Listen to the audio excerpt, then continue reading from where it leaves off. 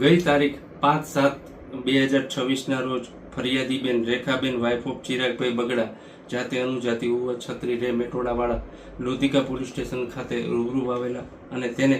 ફરિયાદ જાહેર કરેલી કે તેના ભાઈ ભરતભાઈ રામજીભાઈ ડાંગર રે રાવકીવાળાને જે સાથે કામ કરતો બાસિતભાઈએ જણાવેલું કે આ કામેના આરોપી વિજય ઉર્ફે જીગો રમેશભાઈ ડાંગર, જિગ્નેશ ઉર્ફે કટ્ટી કેશુભાઈ બગડા રે રાવકીવાળાઓએ મારા ભાઈ ભરતને લાકડી તથા બીજા કોઈ હથિયાર વડે માર મારી મૃત્યુ નિપજાવેલું હોય, જે ગુનાના કામે તાત્કાલિક લોધિકા પોલીસ સ્ટેશન ખાતે BNS કલમ 103(1) 161(2) GPA કલમ 135 મુજબ FIR રજીસ્ટર કરવામાં આવેલી હતી અને આ કામે રાજકોટ નાયબ પોલીસ મહાનિરીક્ષક શ્રી નિલીપરાય સાહેબ તથા રાજકોટ ગ્રામ્ય SP શ્રી